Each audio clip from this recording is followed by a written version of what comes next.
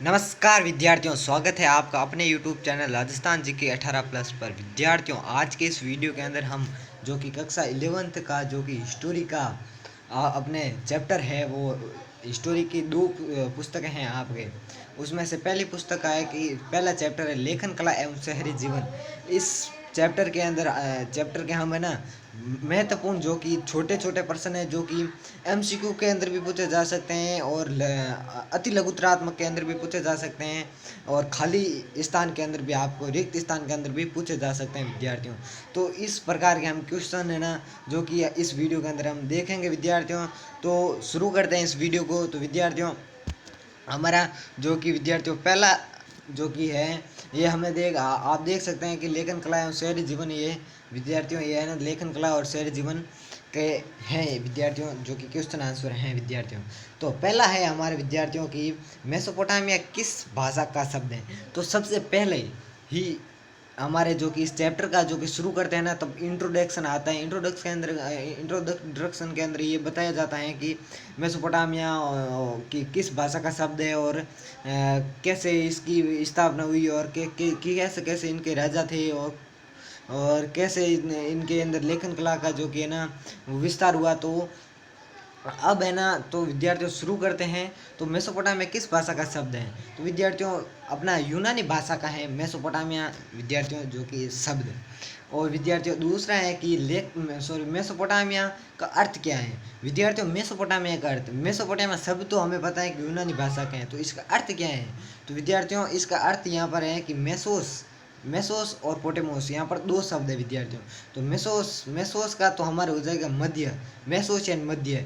ये भी माँ से शुरू होता है और ये भी माँ से, तो हम ये रख लेना मेसोस यानी कि मध्य और पोटेमोस यानी कि नदी, यानी कि दो नदियों के बीच का शहर, जिसे हम कहते हैं मेसोपोटामिया। मेसोपोटामिया सभ्यता, ये सभ्यता है विद्यार्थियों। तो अब दूसरा प्रश्न हो गया मेसोस यानी कि मध्य और पोटामोस यानी कि नदी। और तीसरा है कि मेसोपोटामिया किन नदियों के बीच स्थित था। तो मेसोपोटामिया जो कि किन नदियों के बीच स्थित था। तो विद्यार्थियों मेसोपोटामिया जो कि है दजला और फरात नदी, दो नदियों के बीच स्थित था, जो कि था दजला और फरात नदी। और चौथा है कि मेसोपोटामिया किस राज्य का क्षेत्र है, वो किस राज्य का क्षेत्र है। तो मेसोपोटामिया जो कि है अपने इराक राज्य का अपना क्षेत्र था विद्यार्थियों ये। और पांचवा है कि मेसोपोटामिया के प्रसिद्धि के कारण कौन कौन से। तो मेसोपोटामिया की प्रसिद्धि के कारण बताना है विद्यार्थियों की कौन कौन से कारण है मेसोपोटामिया की प्रसिद्धि के। तो विद्यार्थियों मेसोपोटामिया के प्रसिद्धि के कारण कौन कौन से हैं। तो इसका उत्तर है कि पहला तो अपना है संपन्नता, और दूसरा लेखन कला, और तीसरा है शहरी जीवन, और चौथा है जो कि विशाल साहित्य, और अपना ये ना और है अपना खगोल विद्या। विद्यार्थियों ये मेसोपोटामिया के जो कि सफलता मेसोपोटामिया के प्रसिद्धता के, तो प्रसिद्ध क्यों हुआ था। तो इन कारणों से ये मेसोपोटामिया जो कि है शहर वो प्रसिद्ध था विद्यार्थियों। तो और अब हमारा छठवां प्रश्न है कि मेसोपोटामिया के में कौन कौन सी भाषा बोली जाती थी, या कौन कौन सी, यहाँ पर कौन सी है तो कि कुछ नहीं विद्यार्थियों, लेकिन यहाँ पर कौन कौन सी भाषा बोली जाती थी। तो विद्यार्थियों है ना सुमेरियन, अक्कदी, अरामाइक। विद्यार्थियों तीन भाषा बोली जाती थी मेसोपोटामिया के अंदर। वो थी, पहले थी सुमेरियन, बाद में 2400 ईसा पूर्व के अंदर थी हमारे 3400 थी या 2400 थी अक्कदी थी, और अरामाइक थी जो कि 1400 के अंदर थी, सही थी 2400 के अंदर यही, और 1400 के अंदर आरामाइक थी विद्यार्थियों। और सातवां प्रश्न देखते हैं। ये जो कि मैं बता रहा हूँ ना विद्यार्थियों, आपके इंपॉर्टेंट प्रश्न है जो कि एग्जाम के अंदर पूछे जा चुके हैं और पूछे जाएंगे 2024 के अंदर भी विद्यार्थियों। तो मेसोपोटामिया के किस भाग में 7000 ईसा पूर्व से 6000 ईसा पूर्व के बीच खेती के प्रमाण मिलते हैं। तो विद्यार्थियों इस वीडियो के अंदर आपको बताना है कि मेसोपोटामिया के अंदर है ना कि खेती के प्रमाण है ना कहाँ मिलते हैं, किस भाग के अंदर मिलते हैं। तो विद्यार्थियों पूर्वोत्तर भाग के अंदर हमारे जो कि है ना मेसोपोटामिया में सबसे पहले खेती के प्रमाण मिलते हैं। और अब हम आठवां प्रश्न है कि स्टेपी घास के मैदान किस भाग में पाए जाते हैं। कौन से भाग में पाए जाते हैं वो कि स्टेपी घास के मैदान। तो विद्यार्थियों उत्तरी भाग के अंदर स्टेपी घास के मैदान पाए जाते हैं। अब हम देखते हैं नौवां प्रश्न। तो कौन सी नदी ईरान की तरफ जाने का अच्छा साधन था। तो विद्यार्थियों ईरान के तरफ जाने का जो कि अच्छा साधन था वो था हमारे फरात नदी थी विद्यार्थियों।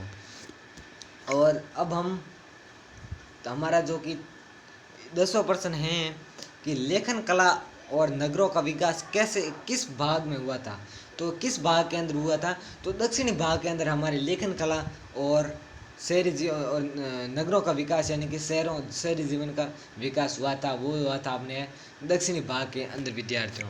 तो अब हमारा 11% विद्यार्थियों की शहरी जीवन की विशेषता कौन कौन सी है, कौन सी थी और हैं विद्यार्थियों। तो आपको बताना है कि शहरी जीवन की विशेषताएं क्या क्या हैं। तो विद्यार्थियों पहली तो विशेषता हमारे लेखन कला, दूसरी है परिवहन व्यवस्था, और तीसरी है सामाजिक संगठन, और अपनी चौथी है वो कि श्रम विभाजन। विद्यार्थियों लेखन कला भी वहाँ पर थी, शहर और परिवहन व्यवस्था भी थी और सामाजिक संगठन थी और श्रम विभाजन भी था। इसलिए वहाँ पर है ना मेसोपोटामिया के अंदर है ना शहरी जीवन का जो कि विस्तार हुआ था विद्यार्थियों।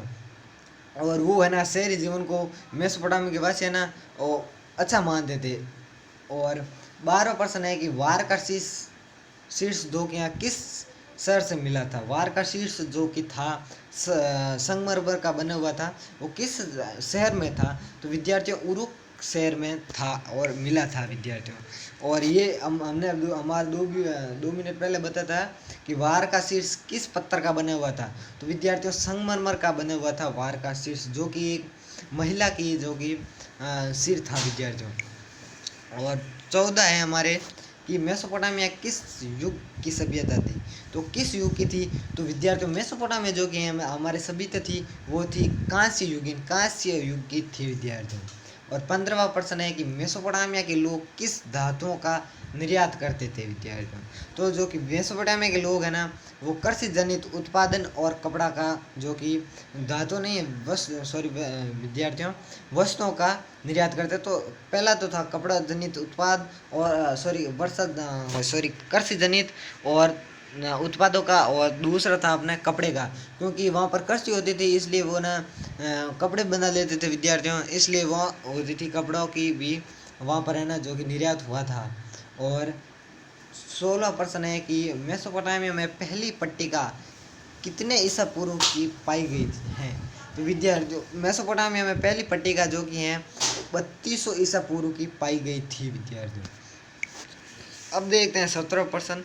तो 17% है कि लेखन कला का प्रयोग किस कामों से होने लगा।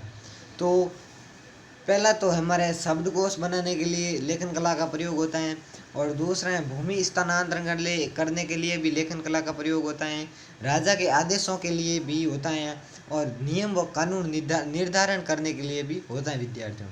और अब हमारा 18वां प्रश्न है कि किस ईसा पूर्व में दक्षिणी मेसोपोटामिया में बस्तियों का विकास होने लगा था। तो विद्यार्थियों आपको बताना है कि किस ईसा पूर्व में दक्षिणी मेसोपोटामिया में बस्तियों का विस्तार होने लगा था, विकास है ना वो किस ईसा पूर्व में होने लगा था। तो विद्यार्थियों 5000 ईसा पूर्व के अंदर दक्षिणी मेसोपोटामिया के अंदर बस्तियों का जो कि है वो विकास होने लग गया था विद्यार्थियों। और अब हम 1900% देखते हैं। तो 1900% है कि शहर कितने प्रकार के थे। तो मेसोपोटामिया के अंदर है ना शहर कितने प्रकार के थे। तो विद्यार्थियों 3 प्रकार के थे। और पहला है मंदिर के चारों ओर विकसित हुए शहर, और दूसरे थे व्यापार केंद्रों के रूप में, और तीसरे थे शाही शहर विद्यार्थियों। तो मंदिरों के चारों तरफ उदाहरण है कि एक तो हमारे इसके मंदिरों के चारों तरफ तो हमारा उरुक था, और व्यापार केंद्र के रूप में हमारा जो कि मारी, और शाही शहर के अंदर भी हम मारी मान सकते हैं विद्यार्थियों, क्योंकि मारी दोनों कैटेगरी के अंदर आता था विद्यार्थियों। और 20% है कि इनाना को किसकी देवी माना जाता था। विद्यार्थियों युद्ध व प्रेम की देवी को हम वहाँ के लोग हैं ना जो कि मानते थे। और 21वां है कि पुरातत्वीय सर्वेक्षणों से पता चलता है कि खाली जगह, यहाँ पर खाली जगह है, खाली जगह ईसा पूर्व के आसपास उरुक नगर का 250 हेक्टेयर भूमि में वितरण हुआ। विद्यार्थियों ऐसी खाली जगह यहाँ है, और यहाँ भी पूछ सकते हैं विद्यार्थियों। तो यहाँ पर हो जाएगा हमारा 3000 जो कि ईसा पूर्व के अंदर हुआ था। और 22वां प्रश्न है कि औजार बनाने के लिए किस धातु का उपयोग किया जाता था। तो विद्यार्थियों, औजार बनाने के लिए मैंने बताया कि वो मेसोपोटामिया सभ्यता थी, वो थी अपने किसकी, तो कांस्य युगी की सभ्यता था। इसलिए वहाँ पर किस प्रकार का जो कि है ना, किस धातु का था जो कि औजार बनते थे। तो विद्यार्थियों, कांस्य की धातु का वो है ना औजार बनाते थे विद्यार्थियों। और अब हम 23वां प्रश्न देखते हैं। तो 23वां प्रश्न है कि 1930 के दशक में किस तरह की सुव्यवस्थित ढंग से खुदाई की किस नगर की सुव्यवस्थित ढंग से खुदाई की गई थी। तो विद्यार्थियों, उर नगर की जो कि 1930 के अंदर सुव्यवस्थित अपने जो रूप से ना वो खुदाई की गई थी। और 24वां प्रश्न है कि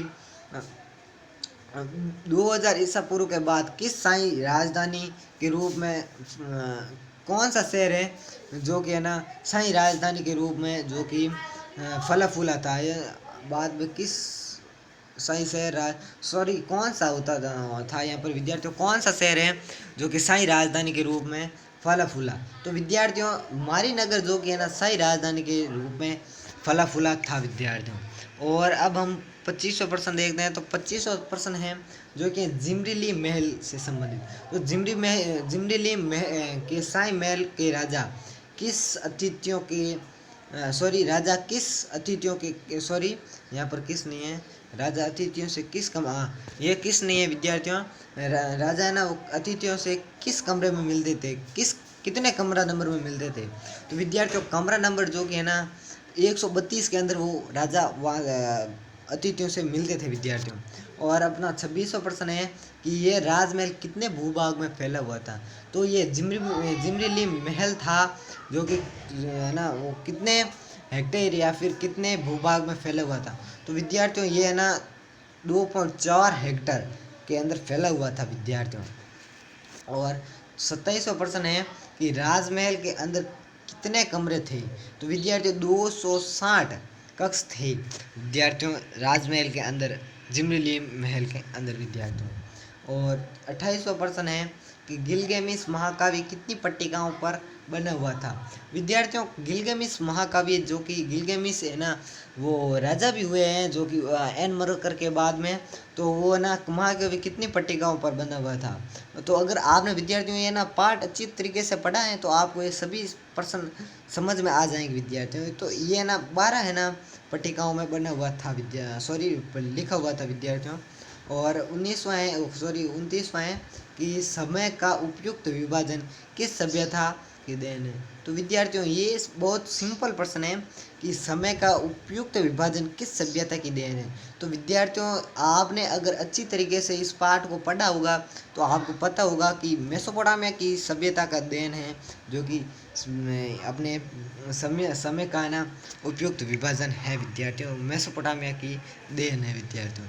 तो विद्यार्थियों, अगर ये वीडियो आपको पसंद आए हो तो इस वीडियो को आप है ना लाइक कर दे और ऐसे वीडियो पाने के लिए हमारे चैनल को सब्सक्राइब कर दे विद्यार्थियों, लाइक कर दे और बेल आइकन सब्सक्राइब करके अपनी बेल आइकन को भी अपना प्रेस कर दे। यहाँ पर बेल बनी हुई है, बेल को यहाँ पर क्लिक कर दे और सभी पर क्लिक कर दे विद्यार्थियों।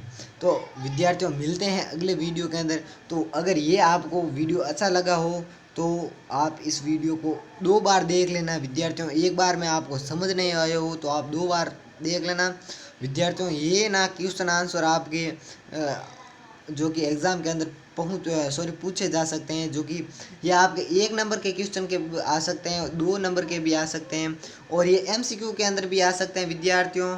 और आपके अति लघुत्रात्मक के अंदर भी आ सकते हैं और रिक्त स्थान के अंदर भी आ सकते हैं विद्यार्थियों। और विद्यार्थियों, ये आपको जो भी क्वेश्चन बताए हैं वो आपको मोस्ट इम्पोर्टेंट है विद्यार्थियों। तो मिलते हैं अगले वीडियो के अंदर, तब तक के लिए धन्यवाद।